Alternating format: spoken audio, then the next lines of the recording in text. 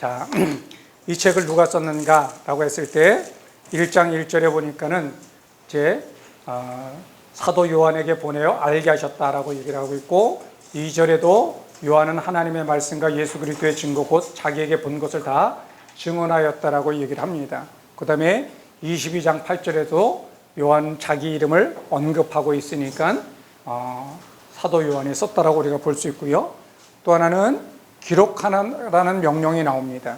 1장 11절 보게 되면 이르되 내가 보는 것을 두루마리에 써서 에베소, 서머나, 버가모, 두아디아, 사데, 빌라델비아, 라오디게아 등 7교회에 보내라고 말씀하셨으니까 사도 요한이 예수님의 말씀에 순종했다면 썼겠죠. 예. 그 다음에 20절에서도 말씀하고 있고, 그 다음에 19장 9절에도 기록하라고 하는 말씀이 있습니다. 그래서 기록하라고 하셨기 때문에 기록했을 것이다 라고 하는 것을 우리가 알 수 있고요. 저자의 특징을 보면 1장 9절에 뭐라고 되어 있는지 한번 같이 읽어보겠습니다. 시작. 나 요한은 너희의 형제요 예수의 환난과 나라와 참음에 동참하는 자다 라고 말하고 있죠. 그러니까 지금 저자는 고난에 지금 함께 참여하고 있다. 그러니까 지금 2장 3장에 나오는 소아시아에 있는 교회들이 뭔지는 모르지만 어떤 고난을 당하고 있는데, 그 고난 속에서 사도 요한도 고난을 당하는데, 사도 요한은 무엇 때문에 고난을 당한다라고 얘기하고 있죠? 하나님의 말씀과 예수를 증거함으로 말미암아 고난을 당한다라고 1장 9절에 설명하고 있다는 거죠. 또 그것 때문에 어떤 현상 속에 있냐면 지금 반모섬에 갇혀 있는 것을 보게 됩니다.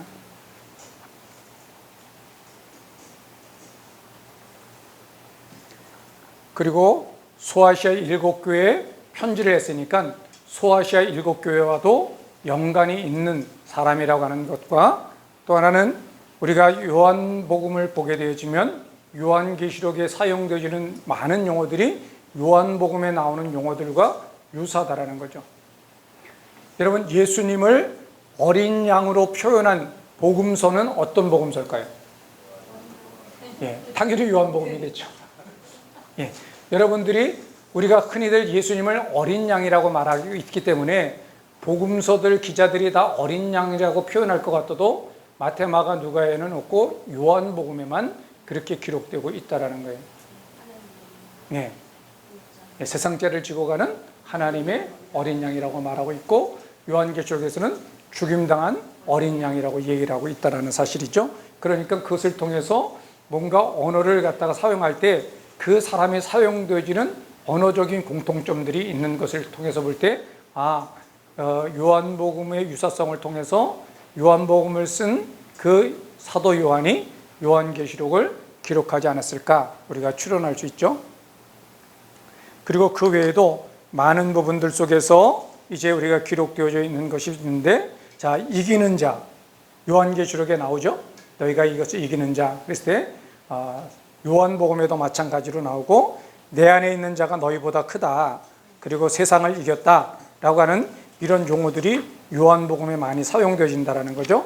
또 예수 그리스도를 하나님의 말씀으로 표현하는 것이 이제 요한계시록에 나오는데, 다른 복음서에서는 예수님을 말씀으로 표현하지 않죠. 그렇지만 요한복음에는 말씀이 육신이 되어서 우리 가운데 거하시니 곧 독생자 예수 그리스도라고 얘기를 하고 있죠. 또 하나님의 백성을 신부로 묘사하고 있죠. 그리고 요한복음은 생수라고 하는 물을 생명과 연관해서 표현하고 있다고 한다면은 요한계시록에서는 생명수라고 하는 표현을 통해서 상징하고 있고요. 또 사단은 땅으로 내어 쫓겼다라고 하는 것이 요한복음 12장 31절에 나와 있는데, 요한계시록도 12장 9절 13절에 사단은 땅으로 내어 쫓겼다라고 얘기하고 있고요. 그 다음에 첫째 부활에 관해서 기록되어져 있는 부분들, 요한복음 5장 24절에서 보면은 이것이 첫째 부활이라고 얘기를 하고 있는데, 요한계시록에서도 마찬가지로 첫째 부활을 이야기하고 있는 것을 통해서 요한복음을 기록한 사도가 요한계시록도 기록했다, 우리가 그렇게 볼 수 있겠습니다. 자, 누구에게 썼는가? 먼저는 소아시아에 있는 7교회가 언급되어지고 있으니까 7교회 사람들이 수신자가 될 수 있겠죠. 그래서 우리가 2장, 3장을 하게 될 때 수신자들을 보게 될 것입니다. 그래서 1차적으로는 독자는 소아시아 서쪽 끝에 있는 7교회들에게 보냈는데, 수신자는 소아시아 7교회이기 때문에 첫째로는 7교회 입장 속에서 요한계시록을 해석하는 것을 원칙으로 하고요.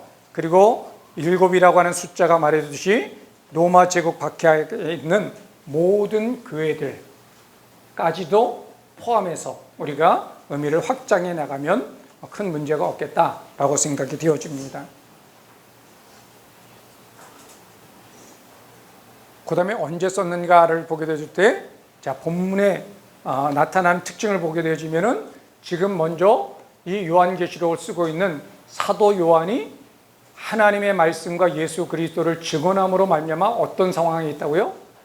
박해를, 어려움을 당하고 있고 반모섬에 있다라고 하는 것들을 통해서 알 수 있는 것은 신앙적인 박해가 있었다라는 거죠. 그러니까 사도 요한이 다른 것들 때문에 혈통적인 문제나 아니면 법적인 문제가 아니라 하나님의 말씀과 예수 그리스도를 증언하는 것 때문에 이런 어려움을 당한다라고 말하고 있고, 그것으로 말미암아 반모라고 하는 섬에 있었다라고 얘기하고, 그 다음에 그 앞에 보면은 예수의 환난과 나라와 참음에 동참한다라고 하는 말을 통해서 볼 때, 지금 저자도 그렇고 소아시아에 있는 수신자들도 지금 뭔지 모르지만 신앙적인 어려움과 박해를 당하고 있다라고 하는 것을 우리가 알 수 있습니다. 또 2장 10절에 보면 박해로 인해서 장차 옥에 갇힐 것이 예상되어지는 표현도 있죠. 2장 10절.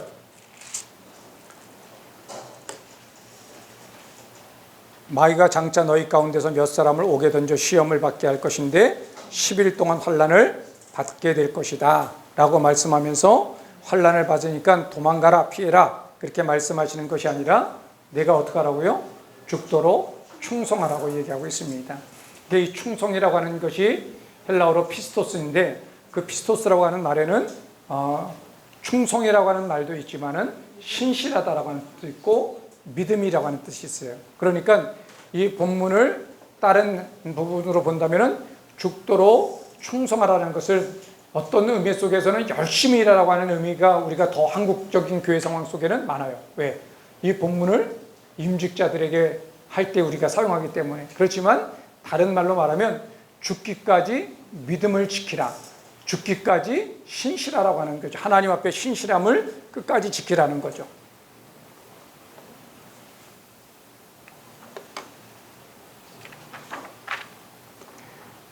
그 다음에 우리가 6장 구절을 한번 보세요.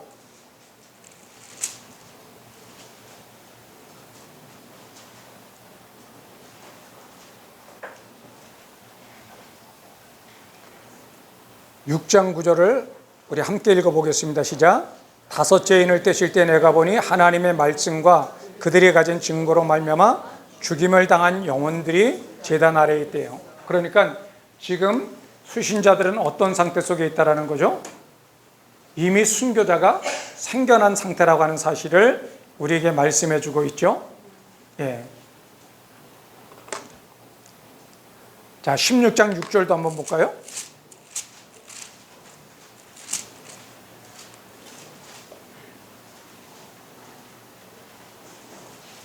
자, 16장 6절 한번 같이 읽겠습니다.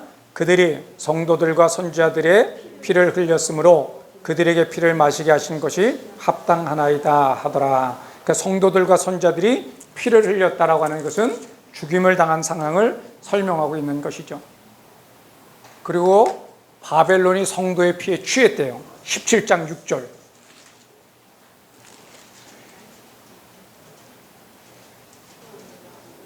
자, 한번 같이 읽어보겠습니다. 시작. 또 내가 보매 이 여자가 성도들의 피와 예수 증인들의 피에 취한지라. 자, 그러면 이 박해는 가벼운 박해였을까요? 심한 박해였을까요? 예, 그렇게 말할 수 있는 근거는 피에 취했다 그러니까 술 한 잔 먹어서 취하지 않잖아요. 그러니까 엄청 많은 사람들이 죽어쓰고 있고 죽어가고 있는 상황들 속에서 지금 요한계시록이라고 하는 책이 기록되어졌다라고 하는 것이죠. 그리고 3장 10절에 보게 되어지면은 이 박해는 이제 어떤 박해인가라고 하는 것을 보는데,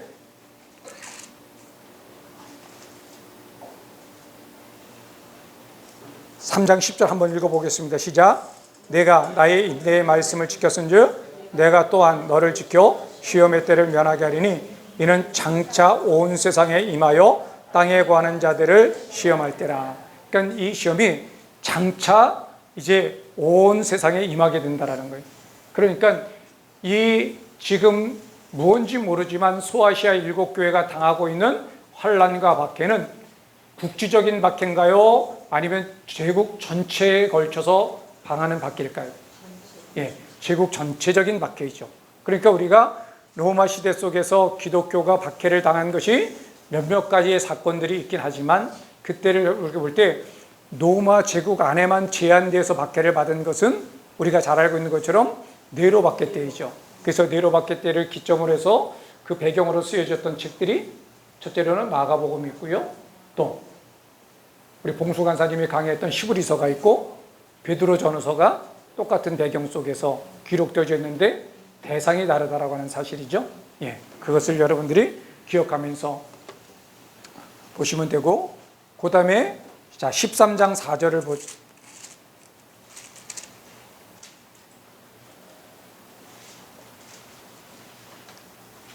4절에 보니까 용이 짐승에게 권세를 주므로 용에게 경배하며 짐승에게 경배하여 이르되 누가 이 짐승과 같으냐 누가 능히 이와 더불어 싸우리요 하더라 라고 하는 것들을 통해서 우상 숭배의 강요가 있었다라고 하는 거죠.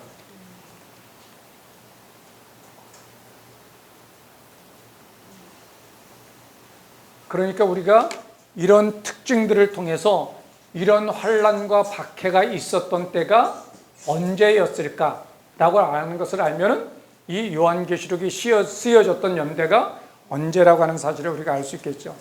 그래서 우리가 몇 가지를 보게 되어지면, 첫째로는 AD 30년에 스데반의 죽음을 통한 박해가 있었습니다. 그때 등장한 사람이 사도 바울이었죠. 옷을 맡겨두고 있었고 스데반 집사가 순교하게 되어져서 교회가 많은 어려움을 겪게 되어지고, 그 다음에 44년 헤롯에 의해서 이제 야고보의 순교가 일어나게 됩니다. 이때 베드로는 어떻게 됐었죠? 옥에 갇혔다가 천사의 역사 속에서 기적적으로 풀려나서 로제라고 하는 아이가 베드로가 풀려났다라고 그러니까 제자들이 뭐라고 그래요? 헛것을 본다 라고 할 때 아니다 라고 해갖고서 이제 나와서 그 모인 사람들에게 설명하고, 그리고 이제 다른 곳으로 옮겨가게 되어지는 일들이 일어나게 되죠. 그리고 나서 교회가 박해로 인해서 예루살렘 교회가 흩어지는 일들이 일어나게 되어지는 것을 보게 됩니다. 그 다음에 나타나고 있는 것이 글라우디오 박해죠. 글라우디오 박해는 박해라기보다는 추방이죠. 로마 제국 안에 살고 있는 사람들이 크리스토스라고 하는 사람들 때문에 유대인들끼리 서로가 치고받고 그러면서 소요를 일으키게 되어지니까 글라우디오가 모든 유대인들은 로마 시내에서 다 떠나, 그래서 나가게 되어지는 사건이 49년에 일어나고, 이 글라우디오의 칙령에 의해서 추방되어져서 고린도 지역으로 왔던 사람이 누구죠? 예, 브리스길라와 아굴라. 그래서 거기서 바울을 만나서 같이 천막 짓는 사업을 하다가 이제 바울이 에베소 교회로 오게 되어졌을 때 같이 옮겨오게 되어집니다. 옮겨와서 바울은 예루살렘으로 가게 되어지고, 브리스길라와 아굴라는 거기서 누구를 만나죠? 아볼로를 만나게 되죠. 그래서 아볼로를 만나서 성령 세례에 대해서 알려주고, 그리고 나서 그 아볼로가 이제 고린도로 파송되어졌다가 나중에 보니까 고린도서에 보니까 아볼로가 고린도에서 얼마나 힘들었는지 갈 마음이 없다라고 얘기를 할 정도로, 그렇게 기록되어 있는. 그러니까 여러분들이 이제 신약이 거의 다 끝났으니까 이렇게 자꾸만 이제 연결하셔서 그 책을 총체적으로 좀 볼 수 있도록 그렇게 하시면 좋을 것 같아요. 자, 그 다음에 64년 네로 박해가 있게 되어집니다. 이 네로 박해는 어떤 것 때문에 일어난 박해죠?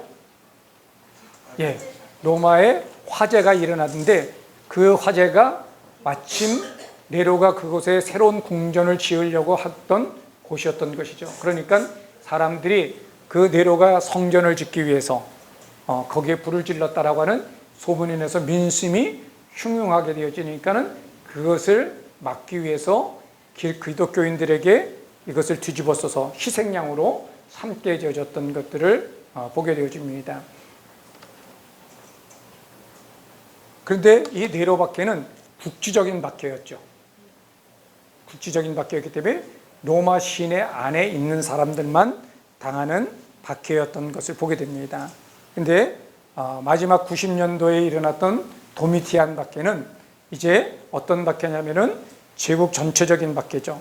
그러니까 도미티안이 81년에 왕으로 즉위하고 나서 처음부터 그랬던 것이 아니라 자기가 제국을 하나로 통치하고 하나로 어떤 사상적인 이념으로 묶기 위해서 로마의 신들을 숭배하도록 했던 것이죠.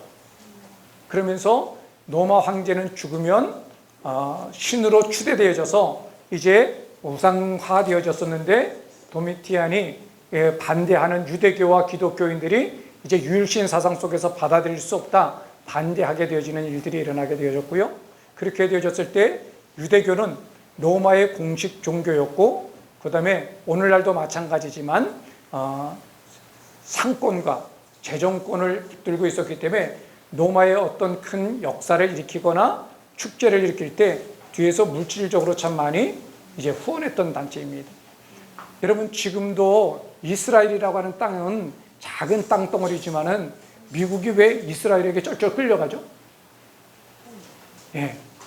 그죠. 유대인의 돈 때문에 그런 거죠. 위에서 그 유대계의 자본에 의해서 끌려갈 수밖에 없고 영향을 받고 있기 때문에 어떤 때는 이게 미국이 이스라엘인가 할 정도로 그렇게 끌려가는 이유들이 그것처럼 마찬가지로 로마 당시에도 마찬가지로 그래서 글라우디오 칙령 때 쫓겨났다가 내려가 54년에 즉위해서 보니까는 그 국고에 돈이 씨가 말라갖고서 왜 그렇게 됐을까 사람들에게 물어봤더니 이제 그 장사를 하고 무역을 하던 상인들 유대인들이 다 쫓겨나는 바람에 그렇게 됐다라고 하는 것들 때문에 그들에게 다시금 로마에 들어오도록 요청하면서 주어졌던 게 뭐냐면 그들이 쫓겨날 때 가지고 있어 49년에 쫓겨날 때 가지고 있었던 상점이나 건물 다시 주는 조건 속에서 5년 동안 안 냈던 세금 다시 다 내기로 하고 그래서 들어왔던 거예요. 그래서 그때 들어오게 됐을 때 아마 브리스길라와 아굴라도 거기가 이제 사업의 거점이었기 때문에 다시금 로마로 들어간 것 같아요. 그러니까 로마서에 보면은 브리스길라와 아굴라 집에 문화라고 얘기하고 있는 내용들도 거기 나타나고 있는 것이죠. 어쨌든 그런 배경 속에서 이제 우리가 성경을 좀 이해할 필요가 있다. 자, 그러면 그리스와 로마 신을 복귀시키려고 했었는데 그것들이 유대인과 그리스도인들의 반대에 부딪혀 갖고서 그리스도인들과 유대인들을 미워하게 되어졌죠. 근데 유대교는 그런 배경들 속에서 빠지고 기독교인들이 이제 주 타겟이 되어져서 박해를 당하게 됩니다. 그래서 로마 황제 자신이 죽으면 신으로 추대를 받았지만 이 도미티안은 어차피 신으로 추대받는 거 내가 신이다. 짐이고 신이다. 그래서 우리 주 우리 하나님 도미티안이시여 이렇게 공식 명칭입니다. 예, 우리가 마가복음 할 때 복음 유앙겔리온이라고 하는 단어가 뭐라고 그랬죠? 예, 기독교 용어가 아니라 황제에게 사용되어지는 용어를 통해서 마가복음 저자는 예수 그리스도의 복음의 시작이라고 하는 것을 통해서 우리의 복음은 황제가 아니라 로마의 황제가 아니라 누구다? 예수 그리스도라고 선포한 것처럼 요한계시록에도 보면은 어떤 표현이 나와요? 우리 주, 우리 하나님이라고 하는 표현이 나옵니다. 그러니까 그것은 그 당시 도미티안을 지칭하고 있는 단어인데 영원한 하늘과 땅을 창조하시고 다스리시는 분은 누구다?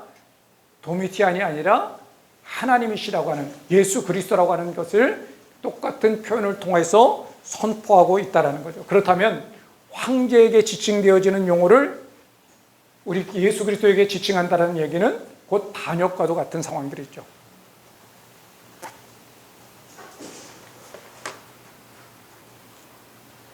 그래서 이러저런 박해로 인해서 여러 가지 어려움 당하는 일들이 일어나고 서머나나 버가모 같은 경우에는 거기 사단에 있는 신전이라고 하는 말을 할 정도로 이제 버가모 지역은 황제 숭배를 갖다가 앞장서서 했습니다.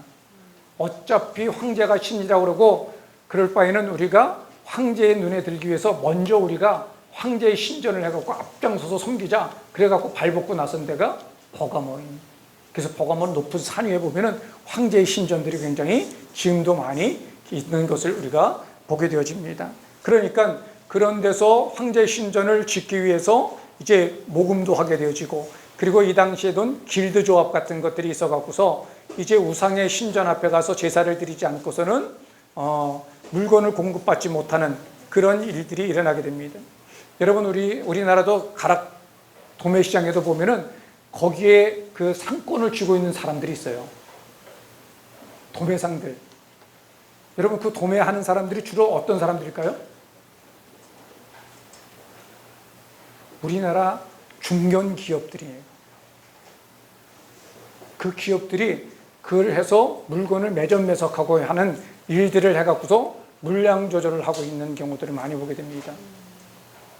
그러니까 이게 일반 사람이 아니라 중견 기업에서 계열사 형식으로 해갖고 개인 기업으로 만들어갖고서 한국의 물량 조절을 거기서 해갖고서 많으면 폐기 처분시키기도 하고, 그리고 그래서 가격을 유지해갖고서 결국은 농민은 돈을 못 버는데 그 도매상들은 어마어마하게 돈을 벌고 있는 이런 상황들 속에 오늘날도 그렇다고 한다면 이 당시에는 더 했죠. 그래서 길드 조합에 들어가지 않으면 물건을 공급받지 못하는 일들이 일어나게 되어지고, 그러니까 기독교인들이 거기서 생존을 해서 살다 보면 신앙적인 갈등과 고민이 있었을까요? 없었을까요? 어마어마하게 많았죠. 예. 오늘날도 우리가 믿음 지키고 살아간다라고 하는 것이 박해가 없음에도 불구하고 굉장히 어려움 속에 있고, 우리 목회자들은 뭐 그런 것들이 덜하긴 하지만 성도들 같은 경우들은 굉장히 어려움들이 많이 있게 되어지죠. 예를 들면은 성도들이 주일날 친척들 결혼식 있으면 어떻게 돼요?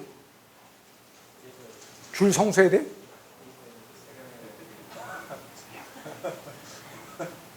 내가 장로야. 근데 내 동생이 안 믿어갖고서 주일날 그것도 11시에 목사님들은 그렇게 얘기하죠. 그러면 부주돈 더 2배로 해갖고 갖다 주고 나 주일 성수 때문에 못 간다. 그리고 가지 말라고 얘기하는 분들도 있는데, 당사자 입장 속에서는 가족 안 볼 수도 없고, 이거 어떻게 해야 돼요? 오늘날도 이게 딜레마 문제고 복잡한 문제인데, 이 상황 속에서는, 박해 상황 속에서는 얼마나 더 그런 어려움이 있을까? 그런데도 불구하고 사도 요한은 그들에게 어떻게 믿음을 굳게 지키고 선한 싸움을 싸우라고 권면하고 있는지를 우리가 한번 볼 필요가 있다는 거죠. 진리라고 하는 것은 결코 어떤 것 속에서도 타협할 수 없는 본질이 있다는 거예요. 그러니까 죽도록 믿음을 지키라고 하는 말 속에는 믿음 때문에 죽어야 될 상황이 오게 되면, 진리를 사수하는 것 때문에 죽어야 될 상황이 오면 어떻게 하라는 거예요? 목숨을 버리라는 거예요. 왜? 믿음을 통해서 영원한 것을 선택할 것인가? 일시적인 것을 선택할 것인가? 그건 우리의 결정이라는 거예요. 너의 목숨은 이 땅 가운데 어차피 한 번은 죽는 것으로서 영원한 것이 아니라는 거예요. 그러면 너희가 예수를 버릴 것이 아니라 영원하지 않는 것들을 버릴지언정 영원한 것들은 꼭 붙들으라고 하는 말인 거예요. 어떻게 보면 이게 참 무서운 말이기도 해요. 예.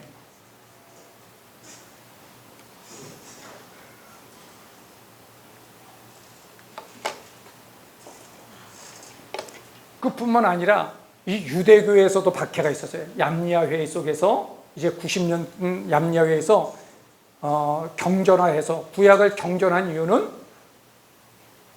이 기독교를 배격하기 위해서 경전해갖고 70인역은 이단의 책이기 때문에 사용하지 못하게 만들었습니다. 자, 우리도 신약을 경전화해갖고서 300년경에 신약을 경전해야 된 과정이 어떤 것 때문에 그렇죠?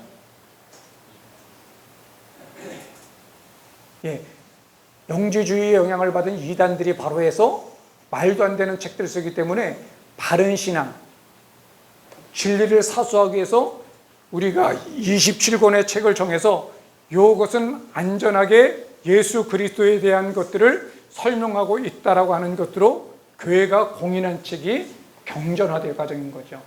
구약도 그런 과정을 겪었고 신약도 그런 과정들을 겪었다라고 하는 거죠. 그래서 요한계시록에 보면 유대교를 향해서 사단의 회라고 부르는 일들이 나타나고 있는 것을 보게 되어집니다. 왜 이런 일들이 일어나냐면 이제 우리가 AD 70년 예루살렘 성전과 성전이 무너지게 되어졌을 때 어떤 일이 일어나냐면 로마에서 네로가 죽게 되어지고 혼란 속에서 이제 황제가 바뀌는 상황들 속에서 동부 지역 사령관이었던 베스파시안 장군도 황제로 추대가 되어져서 로마로 가게 되었습니다. 그래서 예루살렘을 포기하고 있다가 이제 군대를 이끌고 로마로 가면서 이집트에 주둔하고 있던 자기 아들 티투스를 갖다가 와서 예루살렘을 이제 마지막 함락시키라고 명령하고서 떠나가는데 떠나가고 도착하는 공백 속에 약간의 틈이 생겨나게 됐을 때 기독교인들이 무슨 말씀을 생각하냐면 예수님께서 마가복음 13장에 뭐라고 했어요? 너희가 그때 되어지면 예루살렘에 서지 못할 것들이 서는 것을 보게 되지면 빨리 뒤도 돌아보지 말고 도망가라고 말씀하셨기 때문에 이때가 마지막 때가 아닌가 생각하고서 펠라라고 하는 것으로 이제 기독교인들이 빠져서 도망가게 됐습니다. 그리고 나서 곧 이어 디도가 장군이 군대를 끌어서 포위해서 6개월 동안 있다가 이제 그 안에 식량이 떨어져서 아이를 잡아먹는 일도 일어났고 어느 날 공격하기 전에 자체적으로 안에서 불이 큰 화재가 나기 시작하면서 예루살렘 성과 성전이 무너지게 되어지고 또 로마 군인들이 들어가서 사람을 죽여서 한 110만 명 정도가 죽게 되어지는 일들이 일어났어요. 근데 거기서 살아남은 유대교 있는 사람들이 바리새인들 중심으로 이제 회당을 만들고 그 모이면서 그들이 이제 유대교를 복원하면서 가만히 보니까는 기독교인들은 빠져나간 거예요. 그러면 유대교 입장 속에서 어떤 생각을 할 수 있겠죠?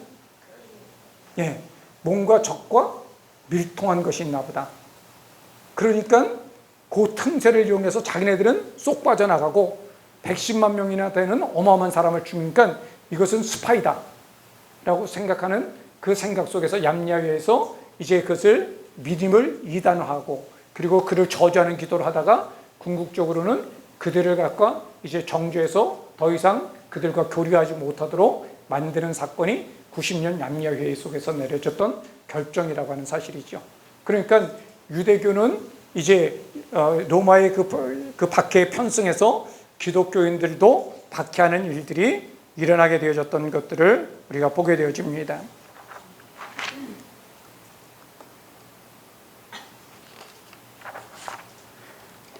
그리고 그래서 도미티안 박해의 특징을 보면 로마 제국 전역에 걸친 박해고요. 황제 숭배를 거부한 것으로 인하여서 오는 박해.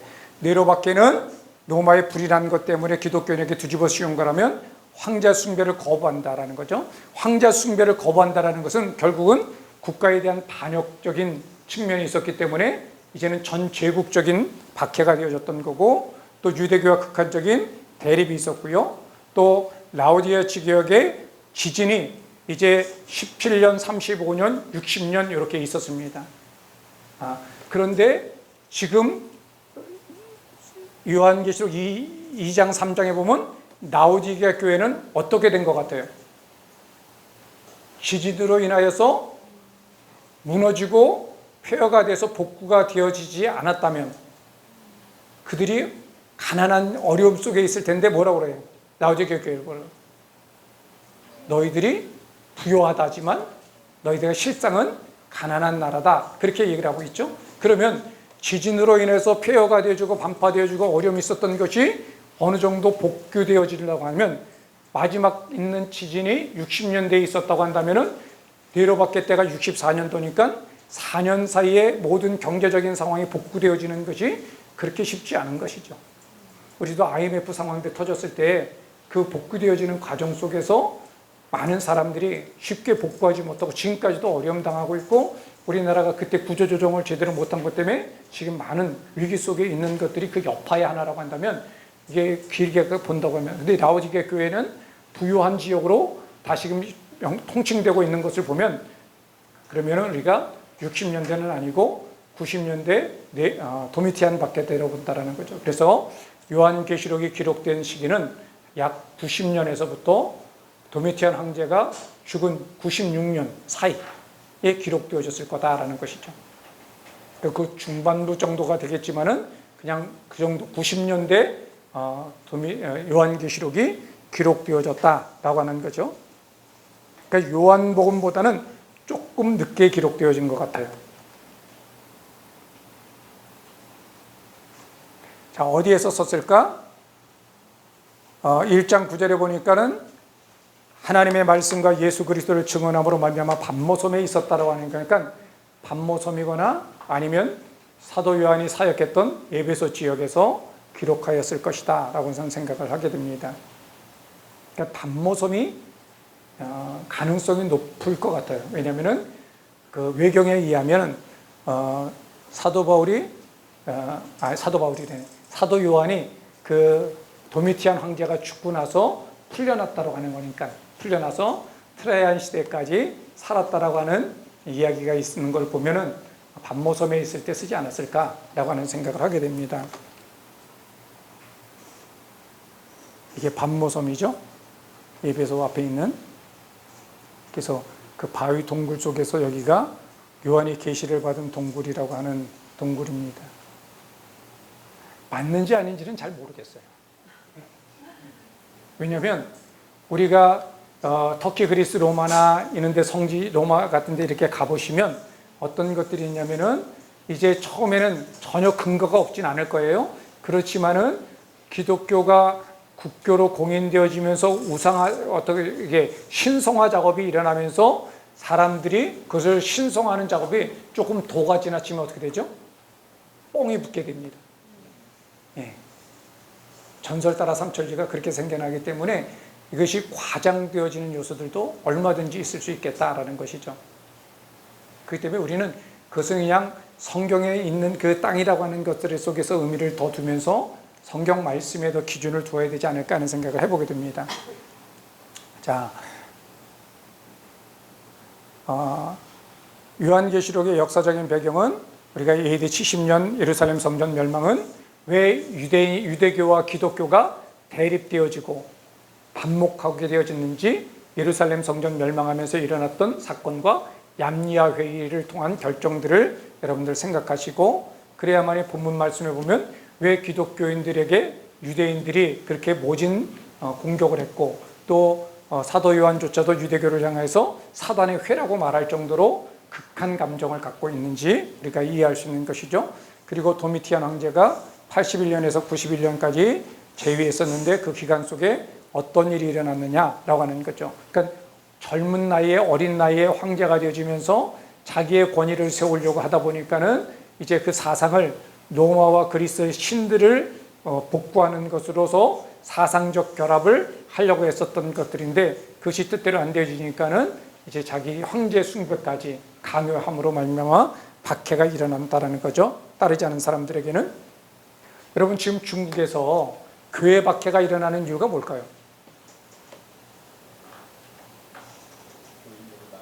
예? 예. 그러니까 집단화될 수 있는 부분들이 몇 개가 있어요. 대학생 그룹이나 아니면 교회가 지금 옛날에는 가정교회들이 10명, 20명 모일 때는 별 문제가 안 됐는데 지금 중국 교회들도 이제 대형화가 되어갖고서 몇천 명씩 모이는 교회들이 굉장히 많아졌어요. 그러니까 몇천 명씩 모여지는 교회가 계속적으로 젊은 사람들까지 유입되어지면서 그대로 가게 되지면 이게 몇만 명, 몇천 명, 몇몇 명 이렇게 모여지게 되지면 거기를 손댄다라고 하는 것은 쉽지 않을 수도 있다는 것이죠. 그렇기 때문에 이제 교회들을 박해하기 시작하면서 중국 교회 안에서 대책을 세우는 것은 이제 각자 이렇게 쪼개 갖고서 나눠 갖고서 옛날 가정교회처럼 모임을 갖고 있다라는 거죠. 그러면 우리가 여기서 또 다른 관점, 요한계시록적 관점에서 보면 중국 공산주의자들이 교회를 핍박하는 그 이면 속에 어떤 영적 싸움이 있는 건가요? 나타나는 현상은 시진핑 정부 집권기에 중국 교회를 박해하는 것이 나타나는 현상이지만 그 이면 속에 영적인 부분들 속에서는 어떤 의미가, 영적 싸움이 있는 건가요? 그렇죠. 예.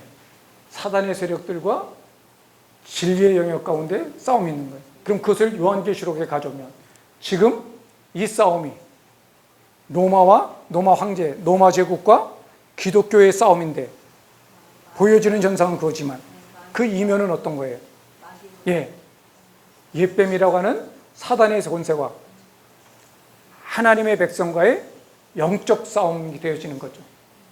그러니까 우리가 구조에서 보겠지만은 17장에서 18장에 바벨론의 멸망을 이야기하고 있는 이유가 뭘까요? 그리고 그 바벨론을 멸망에 이야기하는 가운데서 그 정체가 뭐냐면 용으로부터 바다에서 나온 짐승은 뭐고 땅에서 나온 짐승은 뭐냐라고 하는 거죠. 그래서 그 땅에서 나온 짐승과 바다에서 나온 짐승에게 권세를 준 것이 무엇이고 그 권세를 통해서 지금 어떤 일이 일어나고 있냐라는 거예요. 그렇죠. 그러니까 사도 요한은 요한계시록을 통해서 7교회 성도 수신자 원독자들에게 뭘 말하고 있는 거예요? 너희들에게 눈앞에 보여지는 것만을 보지 말고 그 이면 속에 이것이 어떤 싸움인지를 알아서 너희가 이 영적인 싸움을 잘 싸워나가도록 권면하고 있는 것이고 그것을 구조로 찾아내야만이 요한계시록이 사이클로 돌아가는 것에 대한 이해가 쉽게 될 수 있다는 거죠. 그래서 교회는 오순절 성령 강림 때 왔던 사람들도 있고 바울이 2차 전도 여행 때 이제 그 고린도에서 예배소로 브리스길라와 아굴라 데려왔고 그리고 나서 이제 가고 그리고 다시 3차 전도 여행 때 본격적으로 예배소에서 사역했습니다. 자, 여기서 우리가 한번 찾아보죠. 그러면 예배소 교회는 언제 세워졌을 것 같아요? 강사님들 오면은 이렇게만 나열하고 가. 그죠? 가능성에 대해서만 이야기하고 가요. 그래도 우리가 그렇겠구나라고 하는데 근데 예배소 교회가 여러분 생각할 때 이제 시작 다 마쳤으니까 언제 세웠을 것으로 추정할 수 있어요.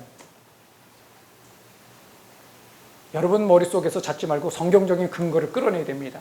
여러분 머릿속에서 찾아내면 요한계시록 우리가 세대주의적인 방법으로 해석하거나 또 앞서서 잘못 해석한 사람들과 똑같은 해석이 될 수 있기 때문에 그 근거를 여러분이 성경 안에서 찾는 훈련을 좀 하십시다. 호신자매님 언제 세워졌을 것 같아요? 하나, 둘, 셋. 1번, 2번, 3번. 응? 1번? 왜 이렇게 생각하세요? 이제 선택한 건 상관없어요. 왜 그렇게 생각하는지에 대해서 한번 본인의 논리로.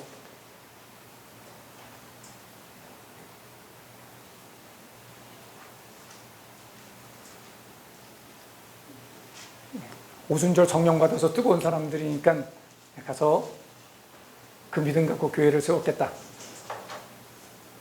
또 다르게 생각하시는 분.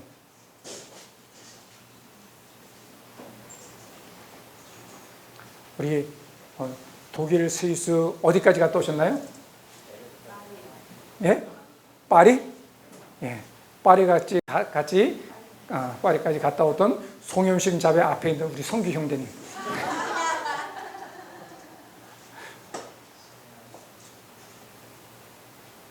그러니까 그리스도의 복음을 받아들인 사람들이 오순절 때도 왔었고 그 다음에 브리스길라와 아굴라가 있을 때도 거기에 제자들이나 사람들이 있었던 것을 보면 존재할 수 있는 가능성도 있는데 우리가 성경 본문을 자세히 보게 되어지면은 이제 예배소 지역에서 사역하게 되어질 때 유대인들의 회당에서 맨 처음에 사역을 하죠. 3차 전도여행 때 사바울이. 근데 어떤 현상이 나타나죠? 3차 전도여행 준비하시는 분 누구예요?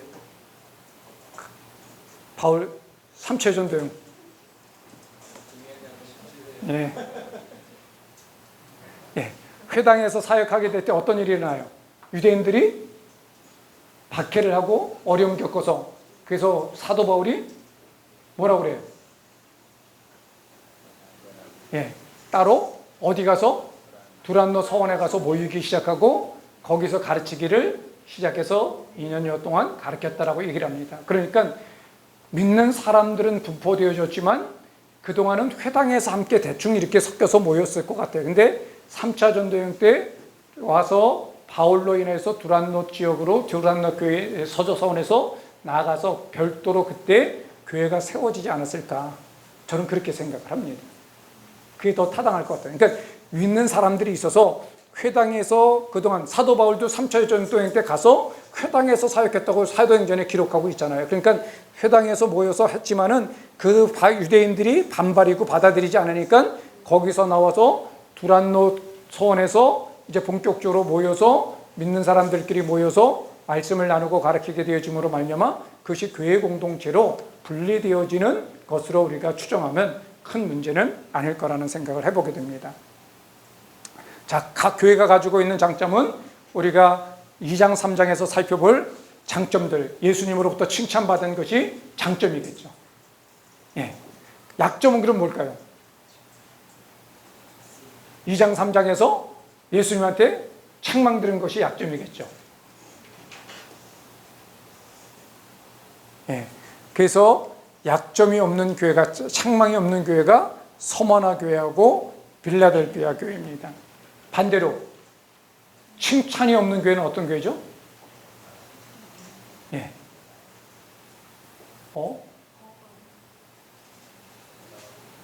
라오디게 교회죠. 예. 유일하게 칭찬이 없는 교회가 라오디게 교회입니다. 자, 어떤 문학 약신인가?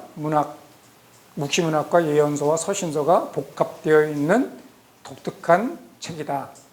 극문학 형식이기 때문에 그렇죠. 이 책의 중심 내용은 승리하신 어린 양 예수라고 하는 것과 환난과 핍박 가운데서 승리를 누리는 삶이 뭐냐라는 거죠.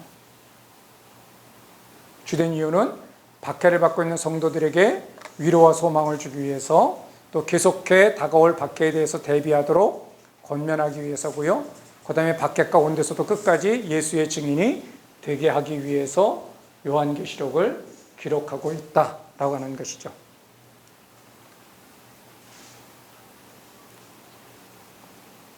자, 이게 얼베르 박사님이 요한계시록을 7막 7장으로, 그래서 1막, 2막, 3막, 4막, 5막, 6막, 7막, 그래서 막간이 여기 이렇게 끼어 있습니다. 근데 여러분 히브리서도 마찬가지지만 히브리서는 그 앞에 것들을 물고 들어가서 설명하고 있기 때문에 여러분들이 히브리서 4장에서 막혔다고 하면은 4장에서 막힌 것이 아니라 3장을 제대로 이해하지 못했기 때문에 4장을 이해하지 못하는 거예요. 그러니까 여러분 우리가 교과 과정에 보면 1학기가 있고 2학기 교재가 있습니다. 그 교과 단계들이 1학년 단계는 1학기 거 단계는 이렇게 해서 올라가고요. 2학기 거는 도형 중심으로 해갖고서 이렇게 올라가게 됩니다. 그러니까 만약에 학년이 올라갔는데 2학기 때 공부를 뭔가를 못한다 그러면 그 전 학년 때 2학기 과목을 제대로 이해하지 못했기 때문에 생기는 현상이에요. 그러니까 만약에 그 아이를 공부를 가르치려고 그러면 1학기 때는 성적이 잘 나오는데 2학기 때 성적이 누수되어지면 도형 부분에 있어서 기하 부분에 있어서 누수되어지는 거기 때문에 그 부분을 개념을 잡아주는데 집중해야 되는 거지 엉뚱하게 1학기 거 다시 해봐야 소용이 없어요.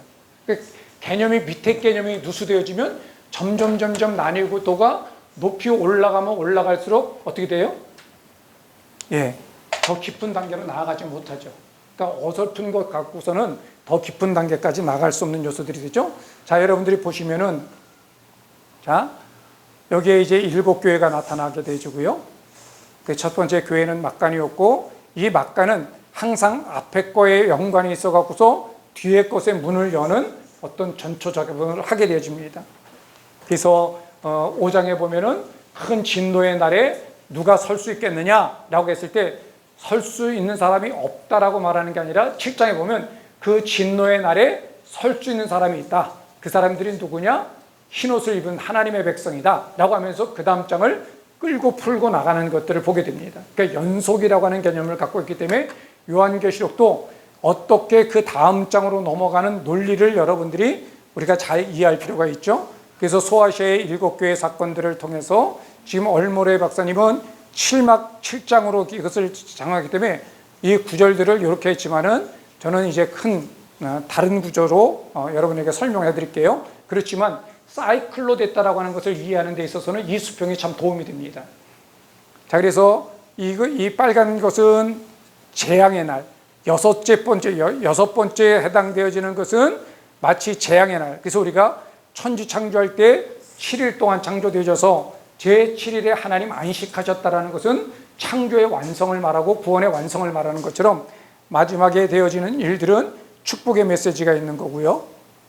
그리고 이 재앙, 심판, 징계는 이렇게 두 개가 이제 겹쳐지게 되어집니다. 그래서 이 부분은 바벨론의 멸망에 대한 것들을 설명하고 있고, 그리고 그 위에 예수 그리스도의 승리에 대해서 영적인 싸움 속에서 용을 사로잡는 얘기가 다음번. 그래서 먼저 나타난 현상인 로마 제국이 어떻게 될 것인가에 대한 설명이 17, 18장에 나오고, 그리고 나서 그 배후에서 역사했던 옛뱀이라고 말하는 용의 세력들은 어떻게 되느냐? 그것이 19장, 20장에서 또 다른 관점 속에서 설명되어지고 있다는 거예요. 그러니까 이것은 연대기순이 아니라고 하는 사실을 여러분의 머릿속에 기억하시면서 이렇게 보시면 돼요. 자, 2장에는 인재앙이 나옵니다. 그래서 인재앙이 나오게 되는데 이 인은 이 표적과 연관이 있습니다. 그리고 이 나팔재앙은 이제 이 대접재앙과 연관이 있어요. 미리 말씀드리면 인재앙이라고 하는 것은 이 세상 속에서 누가 당하느냐? 6장 9절에 보니까 죽임당한 영혼들이 제단에서 하나님 앞에 언제까지 우리의 피에 대해서 신원하여 주지 않겠습니까? 라고 하소연을 하는 것을 보면은 그 앞에 있는 것들은 어떤 것의 고난이 어떤 사람들이 당하는 어려움이라고 볼 수 있어요. 그죠? 예수 믿는 사람들, 예수 믿는 것 때문에 당하는 어려움들인 것을 우리가 보게 되죠. 그래서 요 인과 표적은 같은 하나님의 백성들이 당하는 어려움인데, 이 현실 속에 당하는 어려움과 이것은 그 뒤에 배경 속에 어떤 영적인 전쟁이 일어나고 있는지에 대한 것들을 설명하고 있고, 그 다음에 이 나팔재앙 속에서는 이제 6장에 보면은 하나님 앞에 신원해 달라고 하고, 그리고 막간이 생기면서 7장에서 그 진노의 날 누가 설 수 있는 거에 대한 설명이 쭉 일어나면서 나팔재앙이 나타나게 되는데, 8장에 보게 되어지면은 성도들의 기도가 하나님 앞에 올라가면서 이제는 나팔을 그들에게 주어서 불게 됩니다. 그러니까 나팔은 성도들의 기도에 대한 응답으로서 하나님의 백성을 괴롭히고 있는 세상에 속한 사람들에 대한 징계라고 하는 사실이죠. 그 징계가 어떻게 일어나는지를 보여주고 있고, 그리고 그 징계가 이제는 최종적으로 대접죄, 그래서 대접을 시작될 때 이것은 마지막 재앙이라고 얘기하면서 막간이 없게 넘어가게 됩니다. 그러면 이것으로 6장, 16장 여기서 다 끝나야 사실은 맞고, 어디로 넘어가야 되냐면은 바로 21장, 22장으로 넘어가야 논리적인 부분에 있어서는 맞아요. 근데 17장에서 20장에 기록된 것은 17, 18장은 누구에 대해서 그 배경 속에 있는 사단의 권세, 영적 전쟁 속에서 있는 그 일들 속에서 실제적으로 사용되어졌던 로마 제국이 어떻게 심판되어지느냐는 거죠. 하나님의 교회를 핍박하고 있는 그 나라를 하나님 어떻게 하시겠습니까? 라고 할 때 내가 그 바벨론이라고 하는 나라를 흔적도 없이 마치 큰 맷돌을 바다에 던지듯이 반드시 멸망시킬 거야 라고 약속하시는 것이고, 그리고 나서 19장 20장에서는 이제 이 바벨론이라고 하는 제국 배후에서 역사했던 미혹의 영, 사단의 영, 거짓의 아비였던 그 영적인 존재를 예수 그리스도를 통해서 어떻게 그들을 결박하고 심판할 것인지에 대해서 설명하고 나서, 그리고 나서 이제는 마지막 때 하늘에서 예수님께서 이뤄놓으신 것이 어떤 것인지를 21장, 22장에 새하늘과 새 땅으로 설명하고 있다는 거예요. 여러분들이 이런 그림을 갖고 우리가 본문을 이제 읽어가면서 할 때 여러분들이 큰 틀, 자, 여기 나오는 인과 표적은 같은 맥락 속에 있는 같은 관점이고, 그 다음에 나팔과 대접이 같은 관점이다 라고 하는 것, 그렇게 여러분들이 보시고, 그리고 이 뒷부분은 그 초대교회를 어렵게 하는 소아시아 7교회를 박해하고 있는 로마 제국에 대해서 하나님이 어떻게 하실 것인가를 설명하고 있다면, 그 19장 20장에서는 그 배후 속에서 로마 제국이라는 정사의 권세를 이용해서 역사는 사단의 권세를 하나님께서 어떻게 심판할 것인가를 다시 한번 설명해 주고 난 다음에 신천신지로 들어가는 장면으로 그걸 전개하고 있다는 거예요. 그 7막 7장의 개념을 갖고 전개되어지고 있다는 거죠. 그래서 이 패턴을 통해서 여러분들이 보셔도 되고, 저는 이 패턴을 가지고 여러분들에게 설명한 것은 그 사이클이 어떻게 돌아가는지를 여러분이 보시도록. 그래서 여기 보면 이렇게 3개로 쳤는데 실제적으로 이렇게 4개로 넓혀도 되는 부분이죠. 자, 이것만 하고서 우리가 점심 식사하도록 하겠습니다. 자, 1장에는 서원이 나옵니다. 요한계시라고 하는 책이 어떤 책이냐? 예수 그리스도의 계시라고 하는 것을 명확하게 하면서 이 계시가 어떤 성격을 가지고 있는지 사도 요한이 쭉 설명하게 됩니다. 그리고 삼위일체 하나님이 어떤 분인지를 이제 설명하고, 그리고 나서 이제 1장의 예수님의 장면, 모습이 큰 특징 속에 나타나요. 그래서 예수님의 모습이 그 장면에 등장한 것이 1장에 나타난 예수님의 모습이 2장, 3장에 그 교회에게 예수님이 어떤 형상으로 나타날 때 그 모습을 가지고 그대로 나타나고 있는 것들을 보게 됩니다. 그리고 나서 7교회가, 소아시아의 7교회가 지금 갖고 있는 외부적인 어려움들과 내부적인 어려움들이 어떤 것인지를 이제 2장과 3장 속에서 예수님의 모습도 보여주고, 칭찬도 있고 책망도 있고 심판도 있고 약속도 있고 권면도 있는데, 그것이 패턴으로 되어져 있는 것이 다 나오지 않고 어떤 때는 그 정형에 따라서 다 나오는 데도 있고 어떤 건 빠진 것도 있고 하는 것들이죠.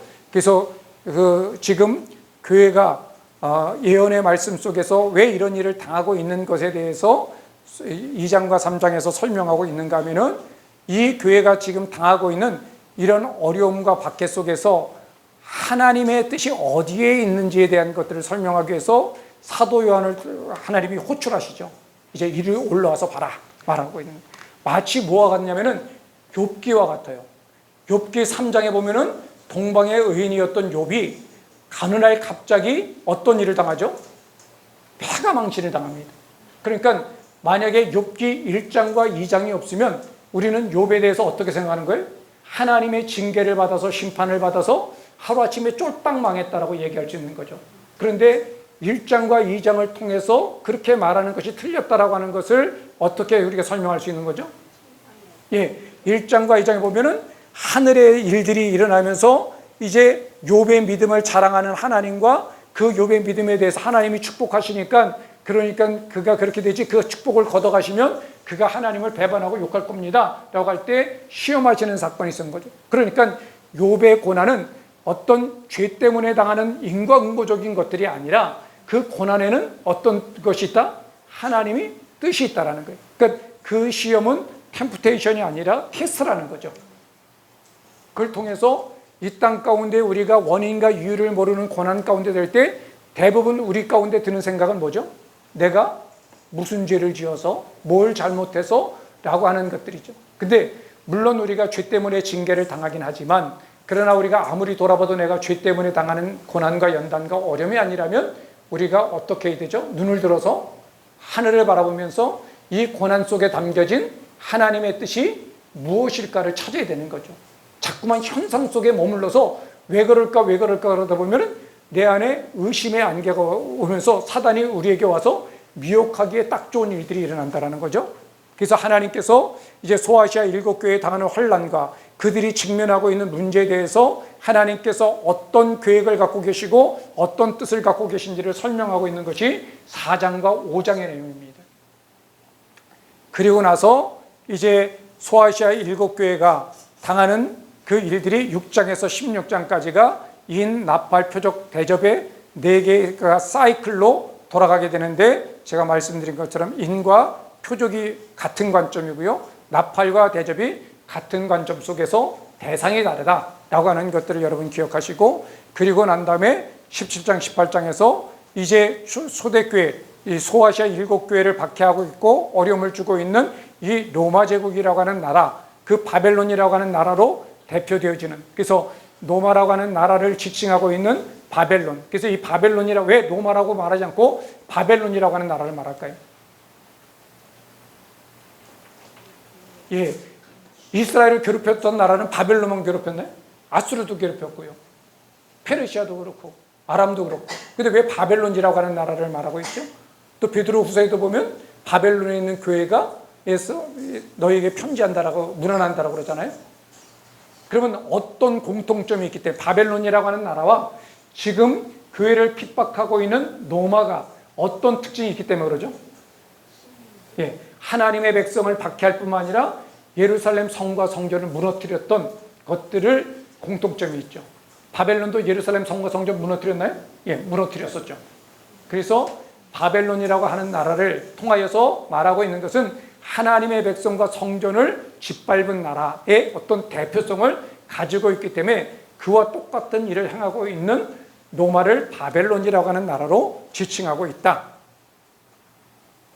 그리고 나서 이 바벨론이라고 하는 로마 제국의 정사 속에서 역사한 어둠의 영들이 어떤 실체가 있는지를 예수 그리스도의 입장 속에서 하나님이 그 어둠의 권세, 마귀들을 어떻게 제압하고 심판하시는지를 다시 한번 강조해서 설명한 다음에 그리고 나서 21장, 22장에서 이제 예수 그리스도의 죽음으로 말미암아 내 아버지 집에 이룰 것이 무엇인지를 통해서 하늘의 설계도가 지금 어떻게 되어졌는지를 설명하고 있는 내용들입니다. 그래서 여러분들이 이제 본문을 들어가서 보시면서 어떤 것들을 관심 있게 보냐면 일곱 교회를 지칭하고 있는 표현들이 나중에 다른 것들 속에서 다른 데서도 동일하게 표현되어지고 있는지. 그래서 여러분들이 이따 본문 보게 되어졌을 때 이제 색연필 2개를 준비하세요. 그래서 하나는 우리 편, 하나는 나쁜 놈 편. 이렇게 해서 대조의 관점을 가지고 그래서 하나님의 백성과 땅에 속한 백성들. 그래서 하늘에 속한 백성들은 누구를 가리킬까요? 하나님에게 속한 하나님의 백성들. 땅에 거하는 자, 땅에 속한 자들. 그것은 로마 제국과 사단의 권세 속에서 지금 농락당하고 있는 교회를 박해하고 있는 모든 세력들을 지칭하는 대조의 개념이 굉장히 많이 나타나고 있다는 거죠. 그래서 여러분이 대조의 개념으로 크게 보시면서 그 표현이 같으면 어떤 거예요? 같은 편이고. 그래서 중의적인 표현이 굉장히 많이 나온다는 거예요. 교회라고 하는 개념과 하나님의 백성이라고 하는 그 개념이나 하늘나라라고 하는 개념이 같은 맥락 속에서 지금 표현되어져 있다는 사실을 우리가 잘 보시지 않으면 이게 도대체 각각 다른 개념을 갖고 있나? 이런 생각을 가질 수 있다는 거죠. 예. BRI까지 혹시 질문사항이 있으신가요? 예. 밥 먹을 때는 질문하면 혼나니까 예, 우리 잠깐 기도하고 그러면 식사하도록 하겠습니다. 사랑과 자비가 풍성하신 하나님 감사합니다. 하나님 우리에게 요한계시록이라는 책을 통하여서 우리 믿음의 사람들이 이 땅 가운데 어려움과 고난 가운데 견디는 것 같아도 그 배후 속에 하나님이 어떤 일을 행하시고 계신지를 알 수만 있다면 눈을 들어 주를 바라본다면 여호와를 앙망하는 자가 어떻게 새 힘을 얻을 수 있고 영원한 소망 때문에 이 땅 가운데 잠시 잠깐의 나그네의 삶을 승리할 수 있는지를 하나님 요한계시록을 통해서 다시 한번 깨달을 수 있도록 맛있게 식사하고 또 시간의 본문을 통하여서 하나님의 마음, 하나님의 그 뜨거운 사랑을 깨달을 수 있도록 축복하여 주시옵소서. 감사하며 예수님의 이름으로 기도하옵나이다. 아멘. 네, 수고하셨습니다.